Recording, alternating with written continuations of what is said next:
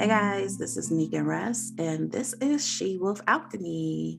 So today we are back with another questions nobody asked us, where we look at different advice forums from around the web and we pick a couple to just randomly give our advice on. So Nique, you have the first question. Yes. So the first question's title is Dating. I don't know what I want and feel like I'm wasting my life. I've been single for years and dating on and off, more off. I crave me time when my kids are at their dad's, and I do enjoy it. Sometimes I think be nice to go out and have fun. I think I've got so used to being on my own that I'm struggling to see what benefit I'll see to having a man in my life. I was supposed to meet someone tonight and I was looking forward to it until this morning when I really couldn't be arsed. I politely messaged him saying that I didn't feel ready for dating and was really sorry to mess him about. He was really cool about it and said that I had his number if I wanted to get in touch. It would have taken 20 minutes to a half an hour each way and then probably another couple of hours on top of that. So, 3 hours out of my day where I'd rather be at home, etc. But now I feel stupid for canceling. I do this every now and again, it chatting to someone, getting excited, and then back out. I've done this for years. Thing is, I can't see changing. I don't relish having someone around and having to think about someone other than myself. My kids are grown up, and I don't have many friends. Think I'm just lonely. Maybe it's more friendship that I need. Someone that I can just walk to the pub with on a Saturday tea time without any ties. The friends that I do have are coupled up. I just don't know. Anyone else feel like this? I can really relate to this. Personally, I do feel like, oh, I want to date, but then when it comes to the time, it just feels kind of draining. Especially when I had that time to myself. I'd rather spend it by myself than wanting to go be with somebody else. Yeah. And I felt exactly like her, like, I'm wasting people's time or wasting my time because I really enjoy just being by myself sometimes. Even though I still want to be with somebody, it's a kind of a sticky situation, I guess. But I can definitely relate to her or this person. Yeah, I can definitely relate. I don't know how to say like let's get out. I don't know. I just That is your advice. I relate, girl. I don't know either. I don't either. We both see because I don't know, but it's just like the way she said. Like, and it comes to the day, it's just like that's gonna take a lot of energy, and I'd rather just stay home and watch TV. Yeah. Yeah. So it just might not be the time, I guess. But then you Yeah. can so caught up in just not meeting nobody. Then at the end, you're going to end up with nobody, and she might still want somebody. So I mean, it has to be doom. Like, I think it doesn't have to be necessarily gloom and doom right now. Yeah, no, I definitely relate to this as well. Matter of fact, I downloaded Bumble like 4 days ago. And I don't like swiping. Like I go on Bumble, I create my profile, show that I'm actively on. So they'll show my profile to other people. And then I just buy like a week subscription and I just go down like my timeline. Because I live in Atlanta, where if you are at least a four, you are going to get at least 100 matches before you even hit lunch. Like that's just how it works for women out here. But same thing, like I did all that and then I would find people and I'm like, oh, he's attractive. And I would go through and I'll click. And then I was, because on Bumble, you have to send the first message and I would send the message. And then they would reply back and I'm like, yeah, I don't really want to do this. And so I paid for a week and have not used it. I got on that one day and was like, okay, I need to get myself back out there. I need to date again. I need to, and then I was just like, yeah, I don't think I actually want to do that. And then I just backed away. And I know for me, the reason I did that is because I feel the need to date again for some reason. Like I feel like I'm supposed to be dating again, but I don't actually have the desire to date. And it kind of came to kind of what she said. Like, honestly, I just think I just want to start going out again and hanging out. And I can do that with friends. And I think there's just like a part where you're like, well, maybe dating will solve this. I'm bored. I want to do stuff. I would like to do stuff with people. And I think with the older you get, because a lot of times once you get towards a certain age, a lot of your people coupled up, that it's like, okay, well, I can only hang with them on Tuesdays because their kids got ballet on Wednesdays, their husband and them date night is on Fridays. With your friends, you have to fit all these schedules. And then, usually when you're dating, like, yeah, my Friday is your Friday, your Saturday is my Saturday type of thing. And it just feels like it makes logical sense, but I don't think she actually wants to date. At least that's what it was for me. Like I actually don't have any interest in meeting men, but it's like I want to get out and do stuff and I want to meet new people. But you want it to be natural, maybe. Maybe, I don't know, maybe. But and it could literally be also a matter of like, maybe you do want to date, but the idea of dating is daunting. So it's a matter of like, okay, you get yourself ready, you create a little profile, you go in there, you swipe, and then the reality of having to tell somebody else my favorite color, having to ask somebody again about like what they do for a living, having to go through the whole, dating is exhausting. Dating is very, yeah. And I think sometimes that's it too, because that's definitely a thing for me. It's just like, right now, I feel like I'm at a point in my life, love has to sneak up on me. I'm just not interested in looking for it purposefully. Right. The thought of going through the dating questionnaire and getting to know each other, and then you saying, yeah, I'm looking to settle down, and then you not doing settling down type things, and or you also have the meeting a great person, things going around great, but there's that one big thing that y'all are not compatible at, or all the little different things that comes with dating. And when you're seeking it, and it's like, to date again means also to be open to disappointment again, and open to, yeah. And I think maybe all of that. Say that again. I said in the uncertainty, like uncertainty, because it might not last. Like it's just too much on the line sometimes. Yeah. And it gets tiring, especially when you've been dating for a while. I think that's tiring. I think what I think is really, really hard, when you dated and you came across somebody that felt really, really special and it didn't work out, and then you have to start dating again. I feel like it's even 10 times harder then, because you're like, you could be an optimist and look at it as, okay, now I know these type of connections exist. This type of person exists. Or you can be the opposite of that and be like, wow, I had this experience and now I keep meeting people and it's nothing like that experience, and it's just pissing me off more because I know that person isn't for me, but they created such this level of like, oh my gosh, this is so amazing, that now when I'm meeting people and it's just blah, it's not doing anything for me. Yeah. So it could be a matter of just having to hype yourself up to the idea of dating again, because it may be just, I'm scared to date again, and you talk yourself out of it. Or it could be like, you're really just not ready, and that's okay.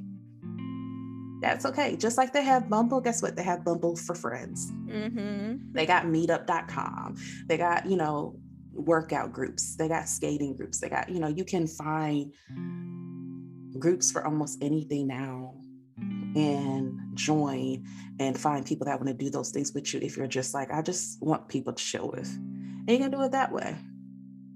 Yeah, I agree. But I would definitely say sit and really think to yourself, is it a matter of, dang, do I really just not want to date? And I just feel like at my age, maybe that's what I should be doing if I want companionship. Or if it's a matter of like, okay, I do want to date. I am terrified of dating again. I am not.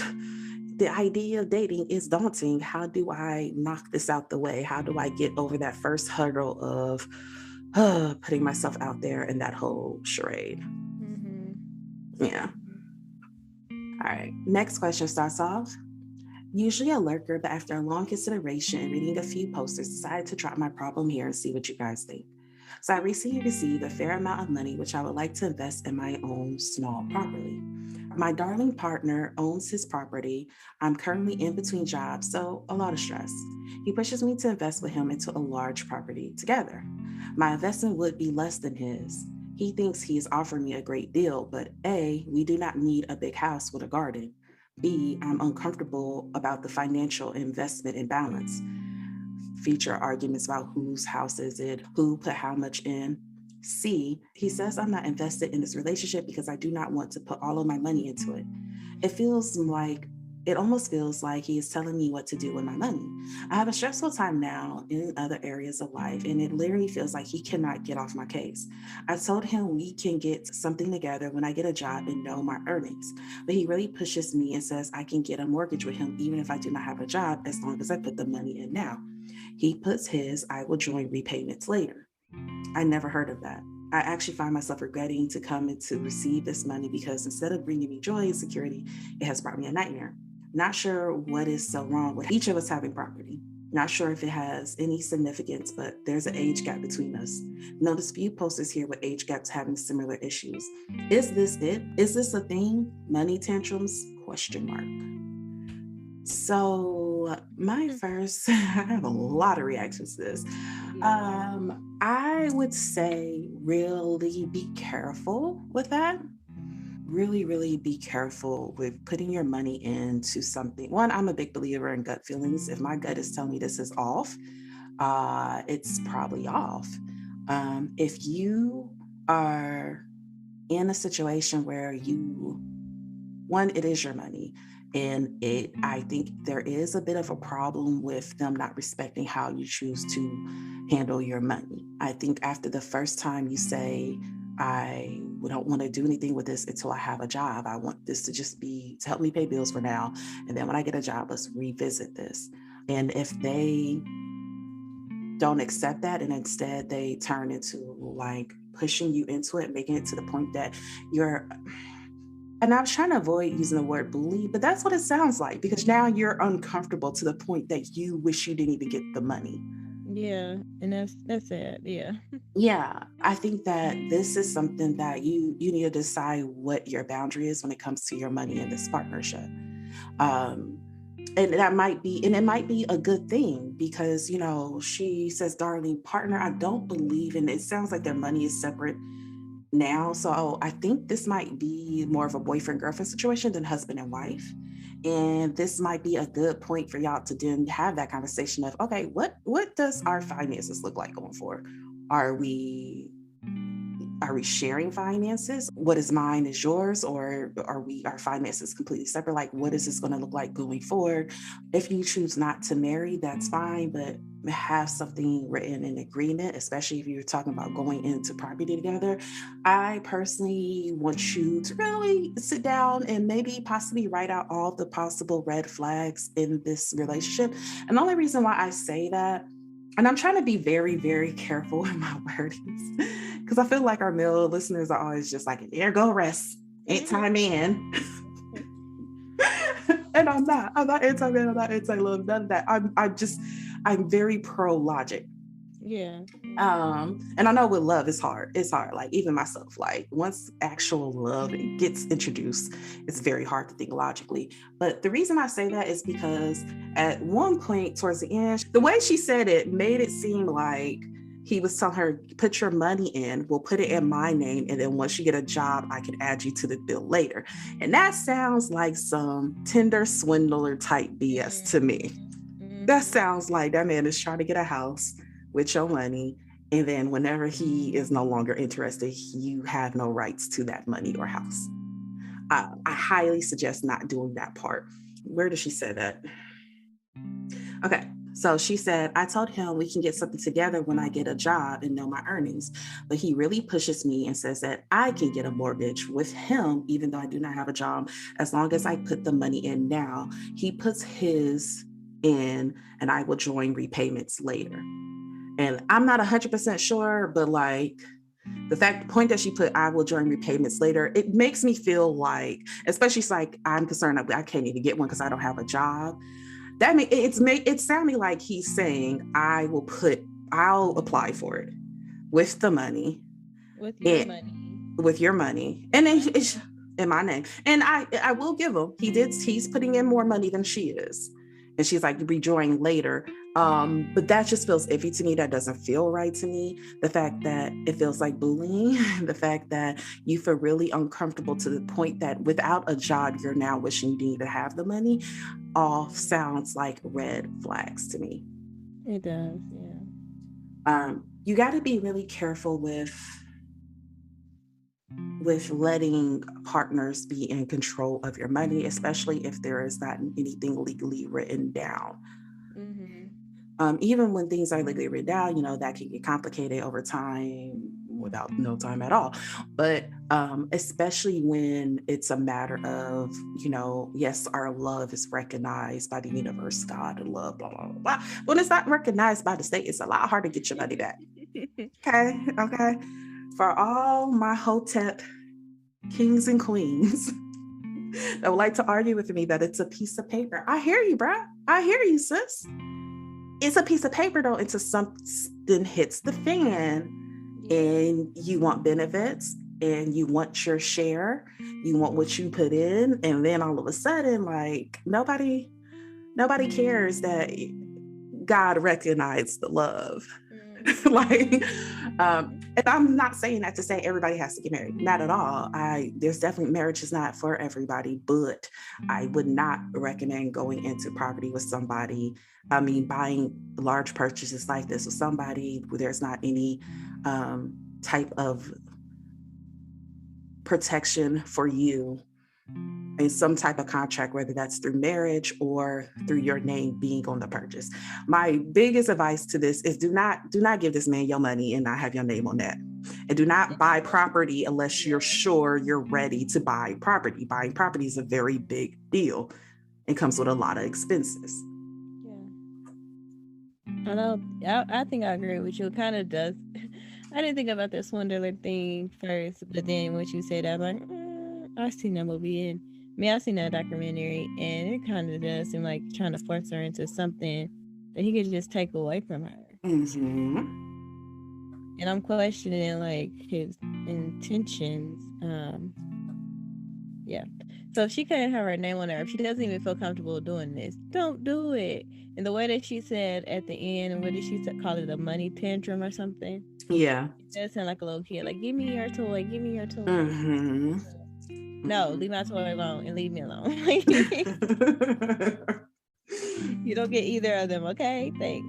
Look, your mommy came to the park with your bag and your toys. Please go over there with your toys. Exactly. I don't have to share mine, especially if I don't want to. So yeah, I don't know. It doesn't. Nothing about it sounds like a good idea. Mm-hmm. I don't even think she should put her name. I don't even think she should do any of that at all. It just seems like he's trying to force her hand. Yeah, I agree. It's the relationship itself. Okay. I want to be very careful because all of us can, looking at ourselves, look at a time in a relationship where we made a deal about something that did not make us look like the best. And I'd hate to isolate one incident and be like, girl, let's look at the relationship. But with that said, finances is one of the easiest ways for people to get in relationships where their person controls them. It's very easy to control somebody once finances are involved and you're dependent on them. Not only that, but like you don't have a job. He wants you to put all this money in and you already don't have income coming in. So now you're more dependent on them. And I just caution anybody to put themselves in situations where it feels like bullying. They want control of your money. They want you to make a decision that will put you in a financially unstable place.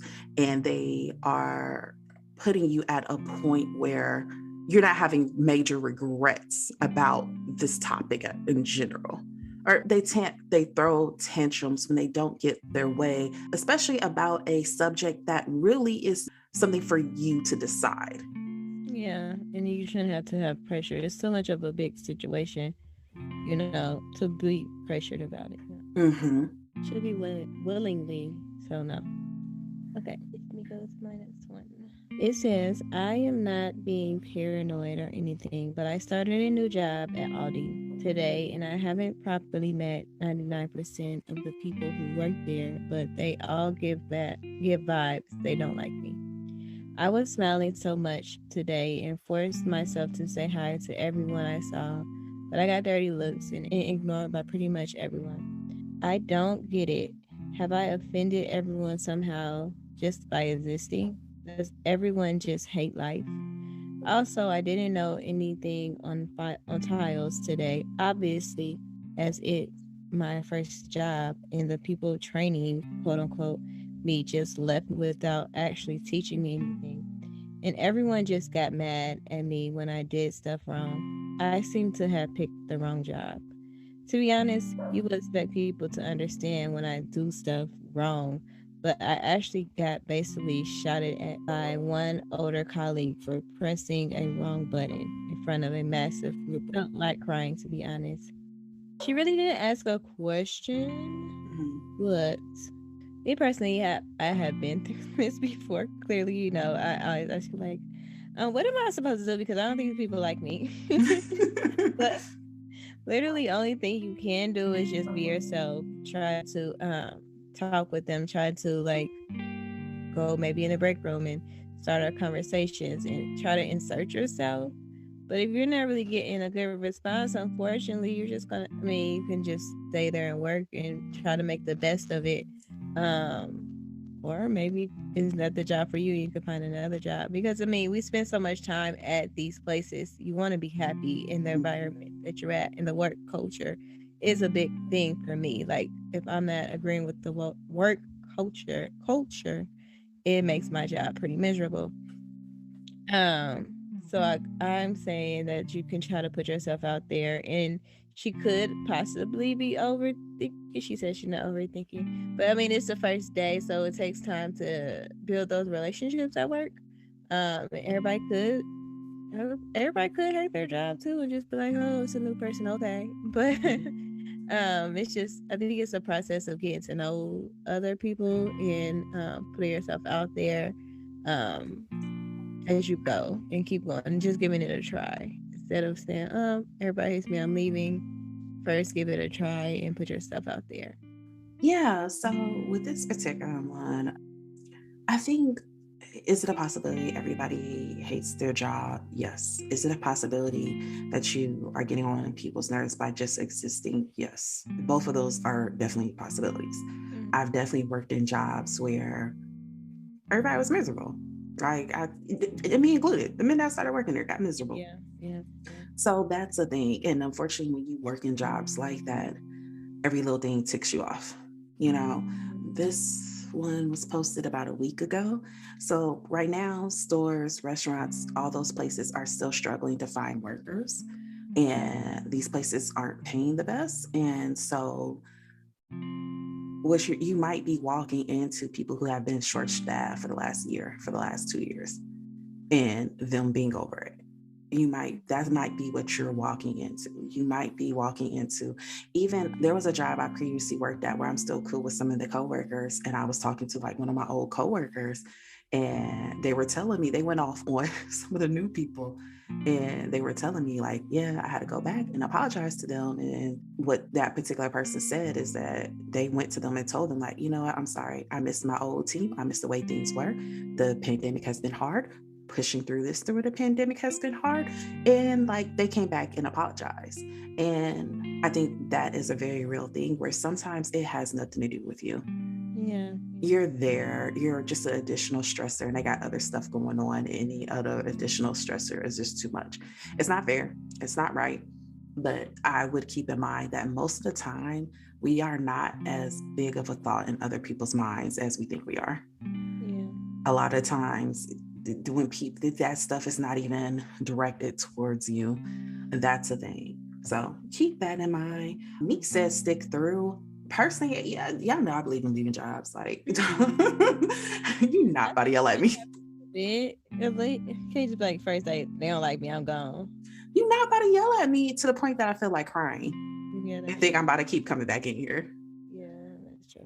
Yeah, like there needs to be a certain level of respect also in the workplace. Um, and I'm wondering as well, because I didn't she say that this was her first job at some Yeah. point? Yeah, and I'm also like, there is a thing where there's seniority. There is a thing where you are the young one and people are just annoyed. Like, I don't want to train this kid. I do not want to deal with this baby. Like, y'all, why y'all bringing teenagers in here? Or even if you're not a teenager, like young people in here type of thing. I'm usually the youngest wherever I am. For some reason, that's just how life works out for me. And I've been in positions like that too, where it was just a matter of like, I done brought this young girl in here. Now we got to train her. She don't know life basics, but y'all gonna give her, put her responsible of all this stuff. Like, it was a thing, and it was valid. I didn't know stuff. I was messing up stuff. So it could be a matter of that as well. My thing is, if you can find a way to address the yelling thing, like, hey, don't talk to me like that. And I get it. Not everybody has that personality where you feel comfortable going up to folks and say, yo, don't ever talk to me like that again. And that's fine. There's nicer ways to do it. Pull them aside, like, hey, the other day, look, this is my first job. I am trying my hardest. I do not work well under pressure, and I do not work well when people are disrespecting me. If I'm making a mistake and you feel like yelling at me, I ask that you either tell me to walk away so you can calm down, or you walk away so you can calm down. But please do not yell at me like that again. Yeah. You can say it like that. Now, if they don't respect that and they have a different approach, then I still have a different approach. But I am not endorsing violence. Let me be very clear. Go to HR. You could go to you could go to HR. You could go to your manager, whatever. But talk to people, because what I find oftentimes is a lot of times there's issues that can be resolved if you guys just talk to each other. Even at my last job, I had an issue with somebody I was working with, and they was giving Caddy in some emails. And I was talking to a coworker, and I was like really mad, like, am I tripping, or is this coming off this way? And I'm like, no, that's definitely coming off this way. And after I calm myself, because I'm like, I don't want to talk to this person when I'm angry, because we're in a professional environment, and that's not how I'm trying to come at you. But what I ended up doing is, after I calmed down, I then went to that person's office and I sat down. I said, hey, you have a minute? And I literally sat with them and I was like, okay, so do we have an issue?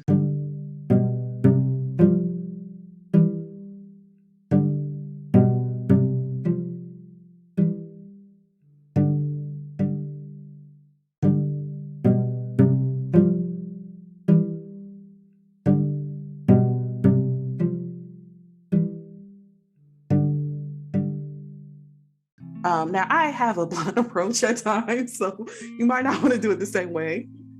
What did she say? What did you do? Yeah, I can be blunt sometimes, but I did really try in that situation to be nice, but I went to them face to face and was like, okay, so do we have an issue? And I told them like, hey, okay, the reason I'm asking you is because in these emails, this is how it's coming off to me. This is how I'm reading. And I'm just trying to figure out if I'm tripping, if that's how you meant it. And like, we got to have that conversation. And after we had that conversation, we had a lot less problems. What was their response though? They said no. They said no. They're like, no, that's not what I mean. And I'm sorry. And this is what it was. Now, that's exactly what they meant. And they were not sorry, but that's okay. For me, At least they know not to do it because you called them out on it. yeah. For me, it was a matter of, me making it very clear to them that if you gonna do this, understand, I'm gonna come to you. I'm not gonna keep letting stuff slide and ignoring stuff. I know where your office is, and I'm gonna walk down to it, and we can have a whole conversation, but don't think we about to be keyboard warriors. That was my whole thing about it. Like, damn, we are on the same floor. Like, we both got to be here 40 hours a week. But yeah, I say that to say, I find that a lot of people, like when I came to her office to talk to her, they were shocked and surprised. And when I brought up the emails, they were like, because people aren't used to you. And I don't say that to say like, oh, it was a matter of like checking them type thing. It wasn't a matter of that at all. I say that to say people aren't used to people actually just directly talking to them about the issue. At all. They're used to them immediately, creating office drama or, work drama, talking on the side, rolling their eyes, covert stuff. But like, I find that when you go and directly address it, it can get resolved a lot quicker. Now, it depends on the type of person you are dealing with. If the person you are dealing with seems very aggressive, does not seem like a safe situation. Not so much safe for your feelings, especially if you get your feelings hurt easily. But I mean, like, they really give me waiting for me in a parking lot top vibes, then I do not suggest you do that. I do not suggest you do that at all, because that is a really real thing. I once worked with a guy who was an officer, who was a police officer, and we all used to be like, I know for a fact that man got bodies hidden in his backyard. Like, everything about him was just like, why y'all get this man a gun? Why y'all get this man authority in a gun? This man is terrifying. I brought it. That's But right. yeah, but for most adults, you can address the issue and dead it. So I would try to start with that. Now, if they react to that negatively or it creates more issue, girl, just leave. Just leave. Like, it's fine. This is your first job. You can, just like you got this first job, you can act like you on there. gotta put on your resume, just go out there, be great, and go on about your life. I agree. So the next one we have says, have you ever lost a friend that you known for over 10 years plus? What happened? Just as the title says, I want to hear other stories that have lost a decade-long friendship. How did you feel and what happened that resulted in an ending? I'm 22-year-old female and thinking about ending a 10-year-long friendship with someone I consider my childhood friend because they are slowly becoming an extremely competitive person that constantly tries to one-up me in everything I do in life. So I want to hear how the friendship breakup was from others. So I have had to end long friendships, and my advice might not work for everybody. But yeah, I definitely had to do it. I'm just a big believer, though, that time does not equate quality. Just because you've known someone for a long amount of time does not mean you need to keep a person in your life for a long amount of time. And I think those type of rules really set a lot of people up for failure, because you'll have a lot of people holding on to dead relationships, keeping around people that are bringing them down, that are doing more, the relationships do more harm than good, relationships that bring more stress than what's needed. And I think you really set yourself up for failure when you have this idea in your head that, like, well, but we've known each other for so long, or they've been there forever. And you do not owe loyalty to time. You owe loyalty to quality. And if the quality of the friendship is top notch and you are top notch, and we get along and we help encourage each other grow and we're on the same path, and I feel lighter when I talk to you and I enjoy our time together, that's what you should be loyal to. Not just because, well, I've known them for 10 years, I've known them since preschool type of thing. I think a lot of people get too caught up in that, too caught up on trying to prove that they was everybody's day ones. Okay, that only works if your day ones are still on the same page with you. If they still promote your growth, if they're still going the same way with you. You can cut people off, and it doesn't mean that you are a bad person, and it doesn't mean they're a bad person. It could be a mutual, even if it's not mutual, it can be a matter of like, a neutral cutting off of like, it's no hard feelings. We just know we're no longer in sync. And for me, she asked for actual stories. I had cut off a friendship with somebody who, to this day, I still love very, very much. I still love the hell out of them. They were a really fun part of my life and needed part of my life for the time that they were in my life. But it got really, really toxic. It got really, really toxic. And it got to the point that we were going completely separate ways in life. And holding on to that friendship was starting to bring me down because I kept getting sideswiped by their stuff. They always had stuff going on. They always had drama, and they just always had stuff going on. They always had drama going on. It was always something that I was being pulled into unnecessarily. There was always just a need to put on a cape all the damn time, and it was exhausting. And when I decided to finally walk away, and it was hard, I had decided to walk away, I think like once or twice before. And then they had really traumatic things happen in their life. And I felt I owed it to them to be there for that. And it kind of sucked me back into that friendship. But when I finally decided like I was cutting contacts, it was hard and I missed them. It's till this day, every now and then something will come on TV and I'll think to myself like, oh, she will love this. Or I'll think about something I want to do and I'll be like, oh, she's the only person that will want to do this with me. Everybody else will be like, oh, that's dangerous. Please don't do that. So it's hard. And me and them cut contacts like what, 3 years ago? It's been that long. And I still miss them. And some days I do, they cross my mind. I'm like, dang, I wonder how they're doing. I hope they're okay. Usually it's, I hope they're okay because they like shenanigans so much. I'm always kind of, every now and then they come to my mind and I'm worried. And I just send, whenever they come to my mind now, I usually just send like a well wish, a good vibes, a little prayer, whatever you want to call it. I do that because I'm like, I don't know why they're popping in my mind. I know they like shenanigans. So let me just, send out to the universe, protect them. I hope they're okay.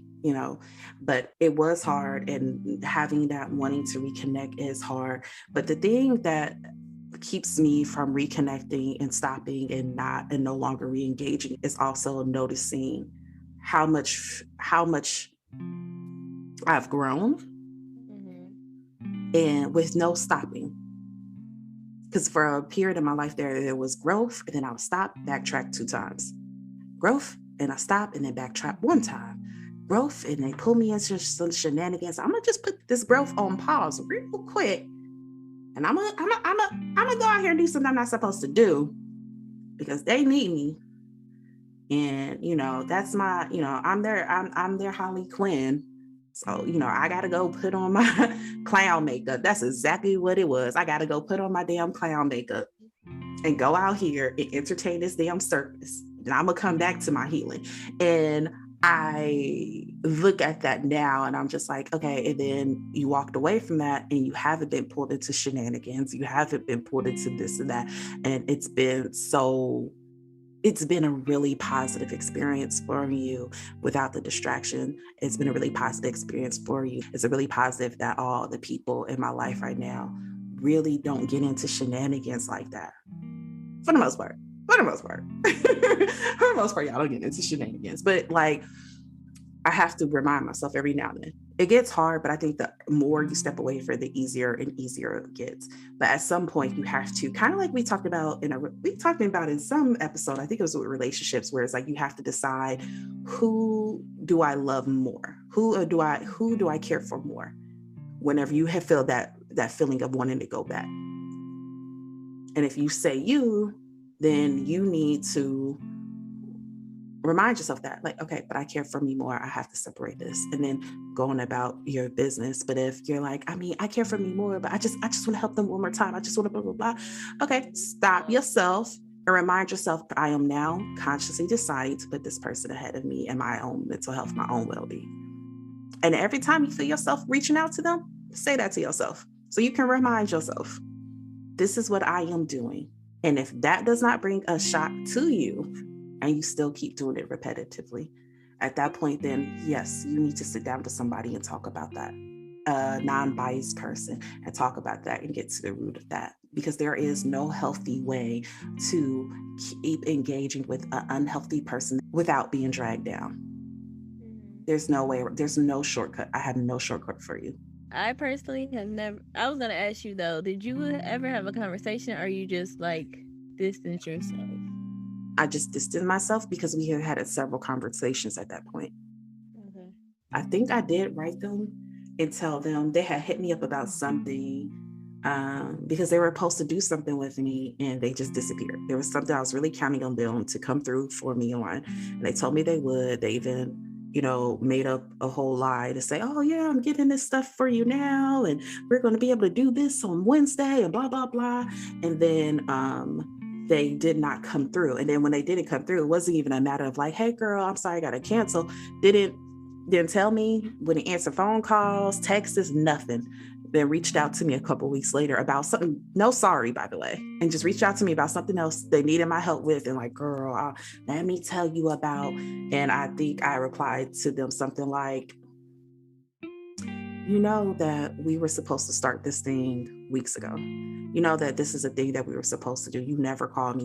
You made it seem like up until the day before that you was down and ready, and then I could not reach you for weeks. And they didn't reply. I think I left it open for like a day or two, never got a reply. And then at that point, I just deleted and blocked. And then walked and went about my life. Because at that point, I felt like, you know what you did. You know why we're here. We've had several conversations about several behaviors. And at this point, you know what it is. Because I was going to say, I never had a conversation like, I don't want to be your friend anymore. So, and I, if anything, I could probably myself, in some ways, but I never cut anybody off. I was actually really curious how you were going to respond to this, because I'm like, should I pick this one? I was like, I feel like Nique gonna side eye me. Like, why would you pick this? You know, this is not my area. That's why I didn't pick it. Because I was like, I don't really have nothing to say on it because I never did it. And I understand you should. I think I just more distanced myself. And love from a distance, but I never fully cut off or block. These people don't ask me for things, you know, like y'all two kind of like not dependent on each other, but y'all would help each other, you know what I mean? These people don't ask me for things, so it isn't me going out of my way to do that. But if I see them, it's all good feelings and everything, or we'll, you know, check on each other when we see each other at those moments. But I never fully cut anybody off, so. But I don't fully let them in either, I guess. So I guess that's what I do. But yeah, so I'm just wondering, because I never did. I don't know, could I? I mean, I could probably, but I never have. Yeah. You know, I'm not, but you know what? Also, I'm not good. I don't have a history of being good with like breakups, whether that's friendships or romantic. I tend to just be like, you grown, you know what you did, block, and then go about my life. So I don't think I've ever had like a full conversation with her. It was I did the whole like, why are you reaching out to me? Like, you did not just disappear after agreeing to a very big project, like a project that ended up going on to be very big. And I was really dependent on you. I had to change a lot of things last minute because you didn't come through. I had a lot of pressure, additional pressure and stress that I did not need. And I probably wouldn't have even went through with it if I didn't prepare and do so much work beforehand. Anyways, I said that to say, yeah, like with that one, it was a matter of me just being like, how dare you reach out to me? Like, you did not make me waste all this damn time and energy and stress.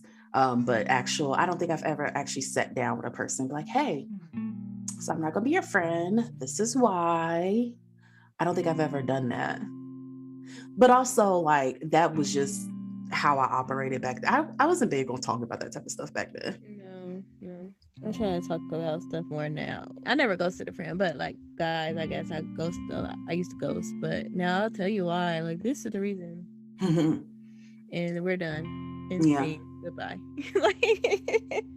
Yeah, because you're really good at talking about stuff. I will give you that. You're really good at just being like, hey, this is how I feel. A lot to get there, but I'm going to talk because and then I started dreaming about it, and then I started getting angry. So we gotta talk.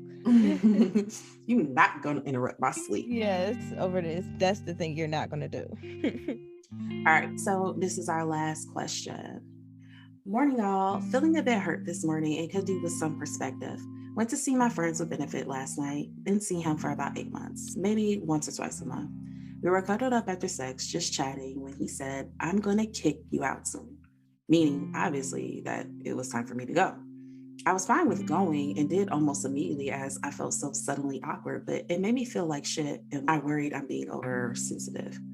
It seems so cold, and although we're only casual, we become friends, and sex/company is affectionate. He wants to kiss me constantly, never want to wham bam, thank you, ma'am. It's made me rethink things. I'm clear as day as to what I expect from this relationship.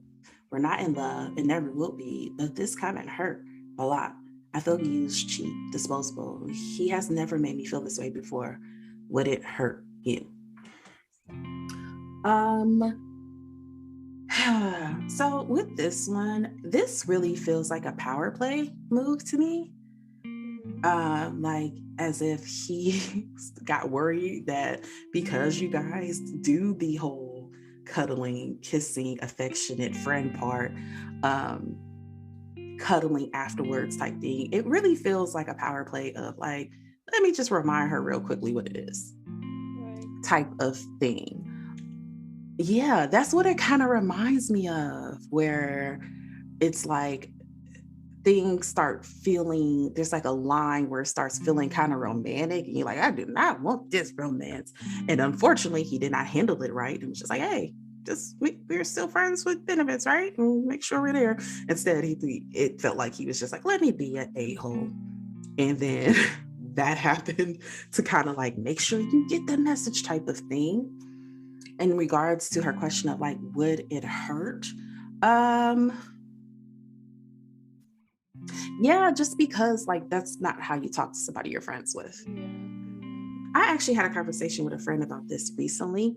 It was a guy friend, and they were talking about women dating and having like a casual relationship. And they were like, I keep, because he has a lot of female friends, and he was like, I don't know, I feel like I talk to my female friends, and y'all tell me like y'all have went through periods where y'all just wanted something very, very casual. He's like, but I'm not meeting these women. He's like, I meet, girls who say on their profiles or whatever that they want casual. And then next thing you know, things are getting serious and they want a relationship and blah, blah, blah, blah, blah, or they wanting these things. And he was just like, it's not a thing that I see. And here's the thing. A lot of men seem to not understand that just because a woman wants a casual relationship does not mean she wants you to treat her any way and then have access to her body. A lot of times women, when they say that, they're like, look, I am not expecting this to be a relationship, but I would still like to go on dates. I would still like you to open the door when I get out the car. I would still, yeah. And I had this conversation with him. I was like, y'all men would get so much play if y'all could accept that.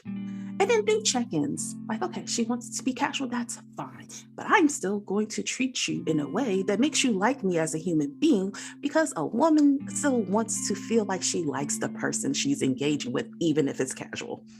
But when you treat them like any old way, in your head, you're like, yes, because it's casual, like that's going to make her want to pull away from you and be like, you no longer have access to me or my body. Because you can like there's still a certain level of like respect, a certain level of like how you talk to me, how you treat me, that needs to go along with it. Now some guys say, well, why am I doing all that if it's casual? If it's all that I could be dating, then cool, then don't have casual, you go date. if you can't do both, then don't, you just date, because your mind can't handle both things. That's fine. But I feel like that's a thing that may be happening, because when I had a conversation with him, I was like, is this what's going on in y'all head? Is this why y'all could be getting so much more play? If you still acting like a gentleman, it doesn't mean you have to buy her gifts on her birthday or whatever, but maybe still send a text. It doesn't mean you have to kick her out the bed to make sure she gets the point across. It could be a matter of like, hey, I noticed you're spending the night over here longer. And I just want to make sure we're still on the same page as casual. I don't want to hurt your feelings or anything, but I just want to make sure there's no lines being bent, because I don't want to hurt you in the long run. And I still meant to be casual. I want to make sure that by doing these things, I'm not leading you to believe anything else.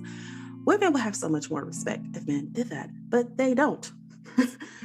Like, But respectfully, like, yeah, like you could get so much play if you just did that, and do it straightforward too. Because something that came about in that conversation, because he tried to tell me like he did have a situation like that, and he did it. When he broke it down, it was like him on the sly saying little stuff. And then and then she would get mad. And I was like, yes, because you were never direct, and you would try to sneak it in at the end of conversations because you were scared of her backlash. And for me, that's manipulation, because it's something that she doesn't like. And you try to slip it in a way where it's just so you can say I said it, hoping that she didn't really hear the full thing of it, so you don't get the backlash. And then being like, but I'm honest. Like, no, that's not honesty. That's not honesty. Slipping stuff in later down the road. Anywho, so that's my piece to it. It sounds like it was a power move on his part of just trying to make sure that you still on track and not catching too many feelings type of thing. And would I be hurt? Yeah, because at the end of the day, like, especially since you're saying if that's your friend, at the end of the day, if you're my friend, at least be my friend. Yeah. And that's not how you treat a friend. Yeah. I didn't think about the power move thing, but I was thinking like, dang, why are you trying to be so disrespectful? But then I guess he is trying to keep it like, let's keep this agreement like you're getting too close, but just like that would hurt my feelings. But I definitely agree with everything you said. I do believe it's a power move to like try to get this like, this is what we're doing. Don't get nothing confused. It's a way of respecting somebody and talking to them the correct way. Just that's where it does feel like, oh, you're just using me. And you would feel horrible. If it's like we agreed to do this, but it's just a way of respecting that person, especially if y'all friends. Yeah, because I think for a lot of people, even when you were saying that, like, oh, you're just using me, there is a certain like friends with benefit type thing. There is a certain like level of we are using each other for a very specific purpose, but also like don't make it feel sleazy unless that's our agreement. Don't make it feel sleazy out of nowhere. Yeah. And now look at him. He went and messed up a good thing. He was having all the non-committal relations that he wants, and now he done messed it up. Yeah. All the way up. So. All the way up. Like, let it. So that is all of our questions for today, guys. We hope you enjoy. Come back and listen to us next Thursday. You'll hear the sound of our voice with a new episode. Be sure to follow us on Instagram at SheWolfAlchemy. And be sure to head over to Apple Podcasts and give us a rating. Give us a rating with some words on there. Wherever you're listening to, if it has the ability to subscribe and download, please do so. It's a great help to the show. Other than that, you guys will hear our voice again next week. Bye.